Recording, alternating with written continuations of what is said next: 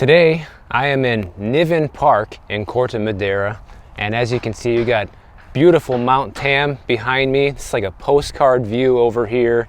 I'm along the San Francisco Bay Trail. I'm just gonna walk along the water here. You got water on one side, you got houses on the other side. It's gonna be a beautiful day for a walk.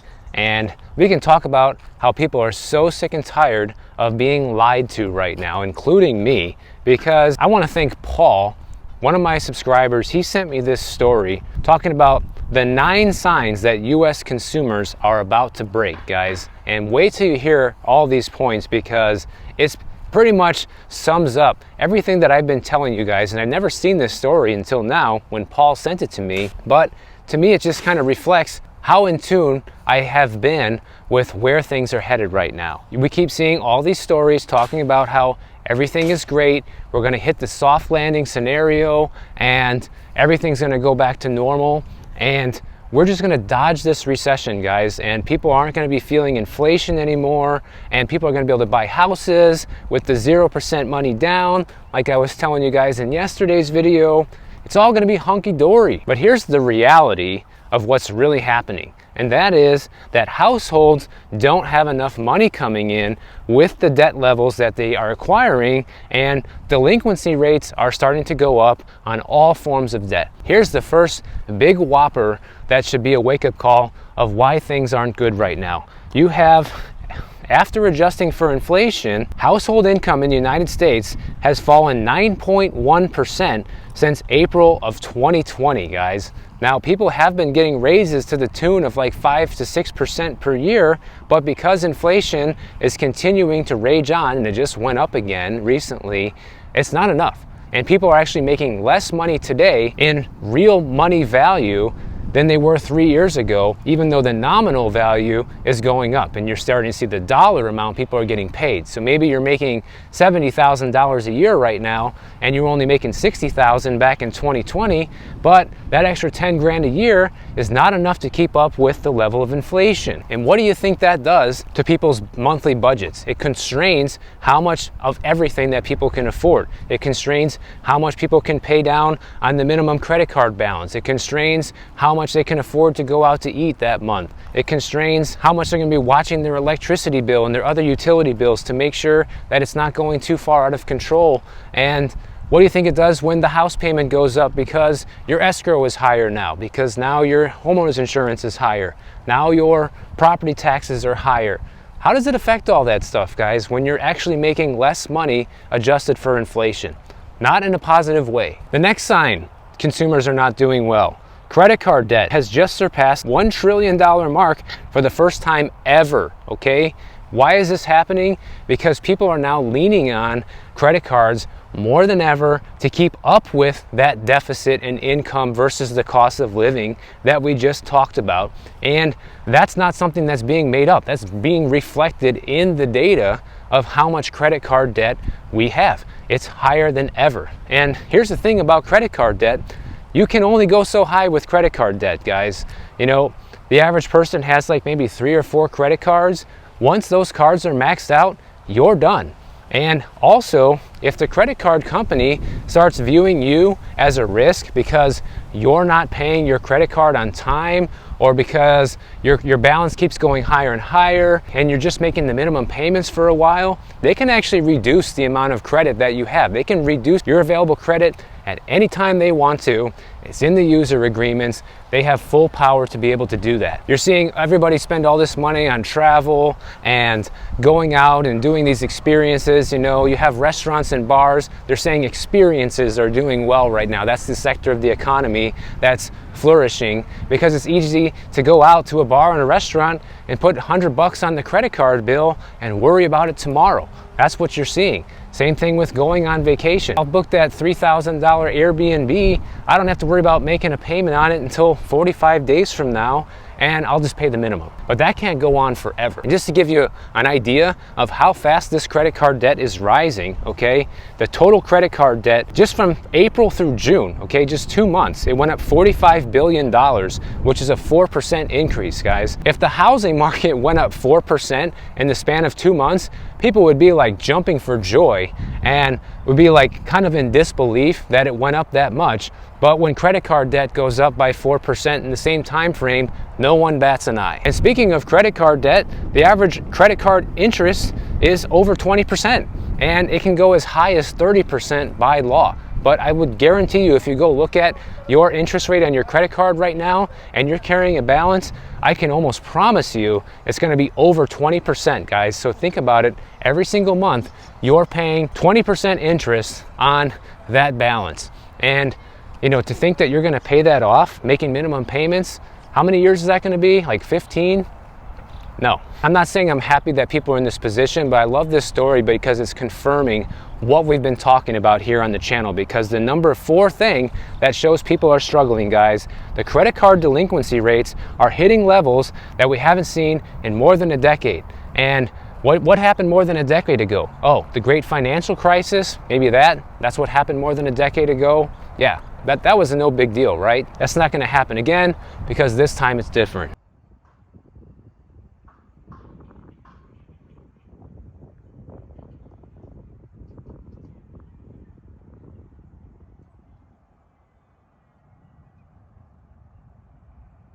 Check this statistic out. It's pretty frightening. The Fed's measure of credit card debt of 30 days or more delinquency climbed to 7.2% in the second quarter of 2023, up from 6.5% in the first quarter of this year, which is the highest rate that we've seen since the first quarter of 2012. The total debt delinquency is up to 3.18% now from 3%. So as you can see, the delinquency rates are starting to tick up.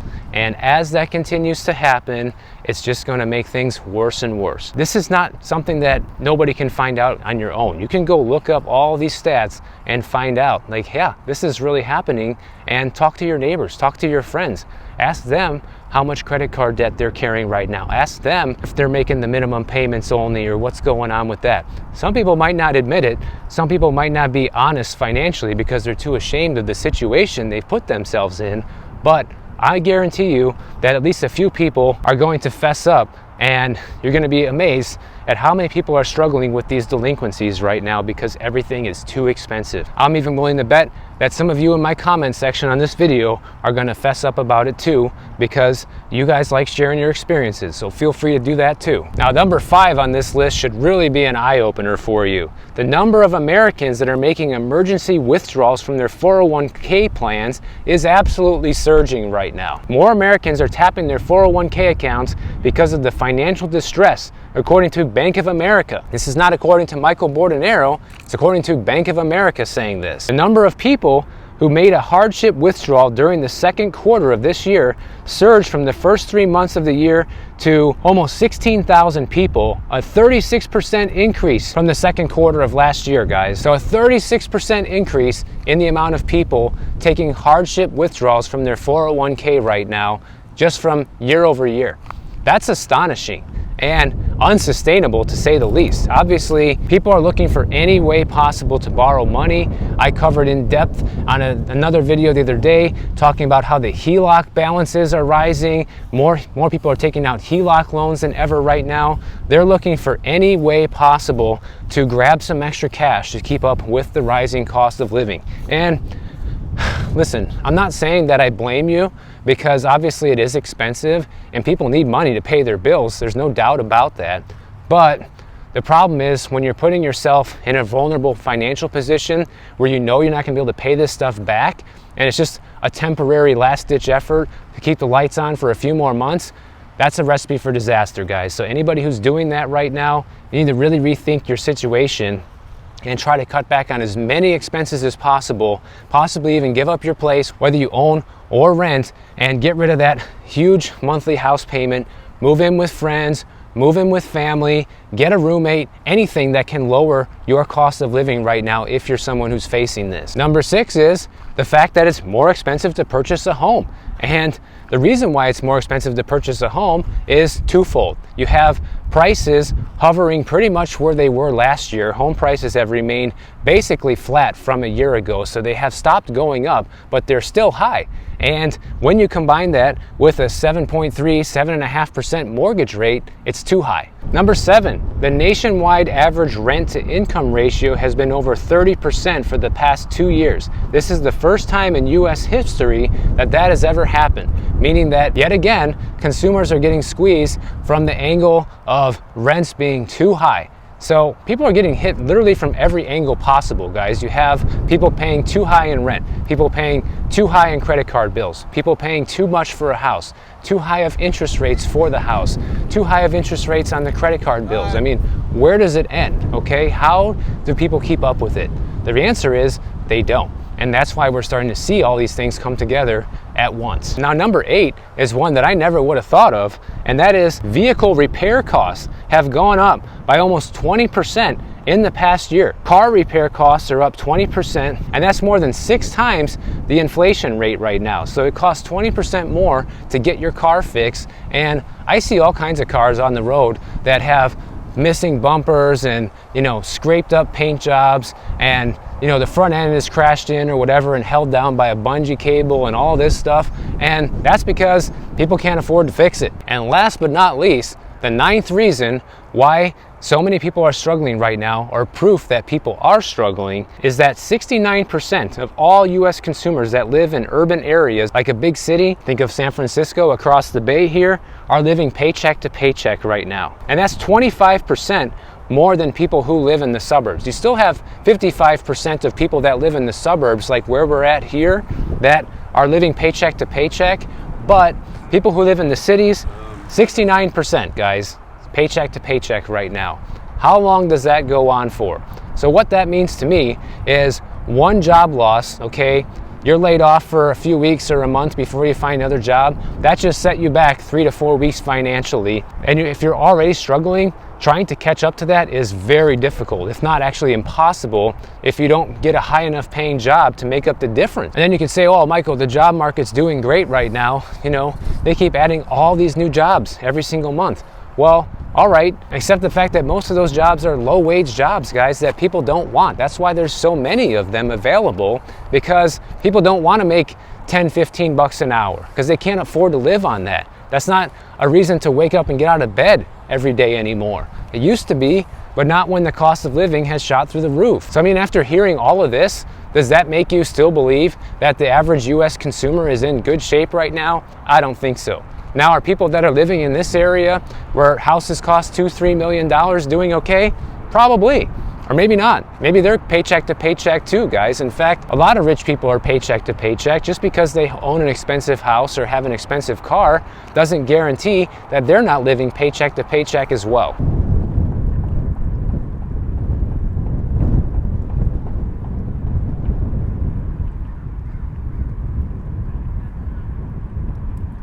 And talk about people tired of being lied to.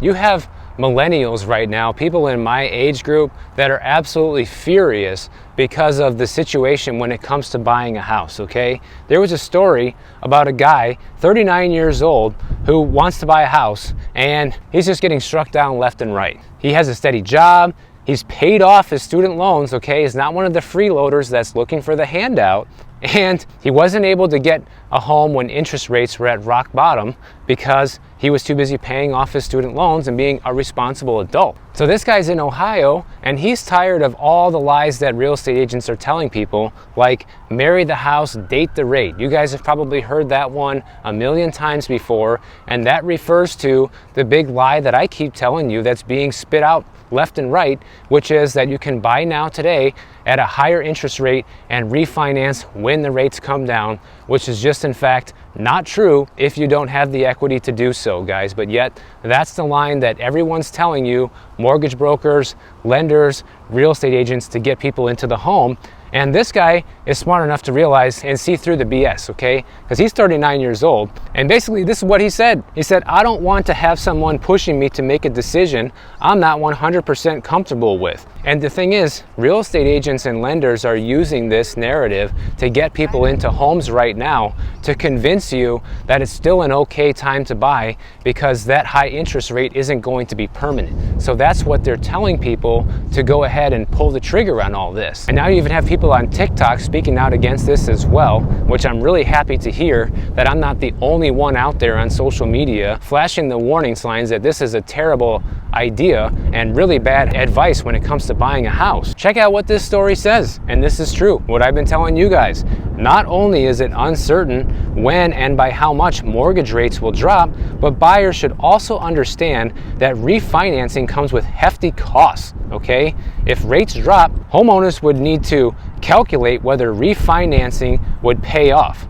And that cost depends on the specific loan amount. The average home refi runs about $5,000 and can take more than a year to pay for itself. If you don't have the equity, you can't even do it to begin with. So you could end up actually getting stuck with that 7.3% mortgage interest rate because you've been lied to. All right, at least somebody like this is not falling for it, and obviously he's probably old enough to realize that this is all BS, which I'm happy to hear. But the problem is a lot of younger home buyers don't know that. And that's who I'm talking to when I'm telling you guys this, because I don't want people to fall into this trap right now. In fact, instead of believing this whole narrative of date the rate and marry the house, you start actually thinking more like marry the house and the rate, because you don't know how long you're going to be married to that rate for. It's going to be a while before you might actually be able to get a divorce. So then you have another couple. They're looking for a house in the $350,000 range. They're constantly on the fence about whether or not they should buy right now because they keep being told this lie of marry the house and date the rate, and they're wondering if they should wait until rates actually go down to buy, but they're also afraid to get stuck with this high interest rate payment and be house poor and be stuck in a bad situation financially. Because this person also has student loans that still need to be paid off, and she's not getting any sort of inheritance from her parents or grandparents, doesn't have, you know, the rich family money to rely on. She's doing this all on her own.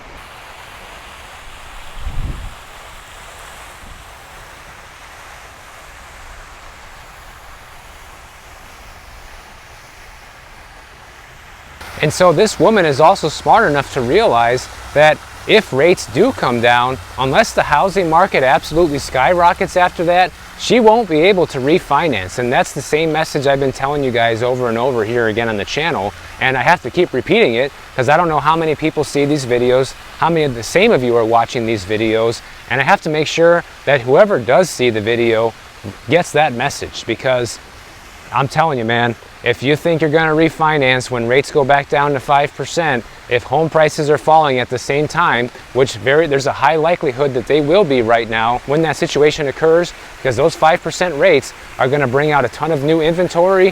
When that happens, guys, it's game over. There's not going to be any refinancing in your foreseeable future, especially for all these folks that thought it was a good idea to get into one of these 0% down payment programs. And the reality is, guys, no matter what kind of lies you're being told, buying a house is not for everyone, okay? There was another couple out of Reno, Nevada, and they were debating whether or not to keep renting or to buy a house because they were financially fit to be able to do it, but they weren't able to find the perfect house. And they could have bought something back in 2019 when prices and rates were a lot lower, and he says he regrets not buying back then, and I hear you, because that was still a pretty good time to buy compared to right now.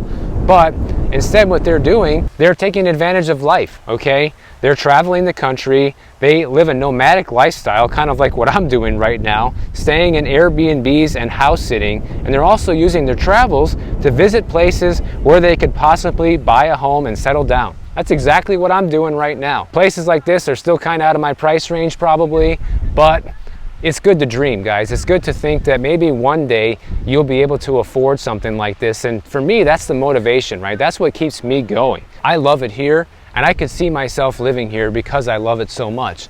But it is extremely expensive, guys, and it's kind of hard to talk yourself into paying this much for one of these condos or townhouses or single family homes, whatever it is. But there is value in traveling around the country and getting perspective. You know, I showed you guys everywhere from Florida to New Mexico, Louisiana, different places in Texas and Arizona, and everything in between that I stopped at. And you can see the cost of living in different areas is quite a bit different, at least when it comes to the cost of housing can vary substantially. I think by far Louisiana was the cheapest place I visited. Alabama is also quite cheap as well, although I didn't do any videos there because I just drove right through. But there are options out there where people can still afford to buy a house. And it's just a matter of whether or not you're willing to live there, relocate, pack up your whole life and leave. But you know, the biggest problem for me after everything that I just told you guys is that some people are still drinking the Kool-Aid. And what I mean, the Fed just did a survey recently. More people are reporting that they're better off than a year ago, and fewer respondents are reporting being worse off. And what that's doing is it's improving future expectations and consumer sentiment. People are basically expecting right now to be better off a year from now than they are today, because that's what happened last year compared to now. But not taking into consideration the fact that they've still been able to live off of credit cards and borrow against their homes and take those 401k emergency funds and everything that we just talked about earlier. And I bet that's part of the reason why people are feeling so good right now, because they can still afford to pay their bills. So the New York Fed surveyed 1,300 heads of households. The people they surveyed expect inflation to fall. The expectation for inflation was 3.5%, which is still higher than it even is right now. So I don't know how that's a good thing, but these are the things they're telling us out there. Consumers also expect home price growth to slow slightly to 2.8% in July, which is down from 2.9% in June. I mean, clearly these people are not in tune with reality, guys, because according to Redfin, home prices are up 1.8% year over year as of the most recent July data. But this is now the first month since home prices started going back up again that they're starting to go down again. And to expect that home prices are going to continue to go up from here, especially when you factor in inflation, is a pipe dream. And these same people are saying that, oh, their expectations for food inflation are at their lowest level since September of 2020. Expectation for medical care costs and spending and wages and all these different things are supposedly looking good right now, according to these 1,300 heads of households. They're not even concerned about their job security with a looming recession. So that just goes to show you how out of whack and how out of touch with reality these people really are. So you've been warned. You see all the problems that people are facing right now. Whether or not you want to move forward with a big purchase or anything is up to you, but you can see the headwinds that people are facing. We went over a ton of them in this video. You take that information and do what you want with it, but I hope that it helps you in some form or another. And if you enjoyed this video, make sure you subscribe to the channel. And if you don't want to wait for my next one to come out, check out this one on the screen right over here, and I'll see you in the next one.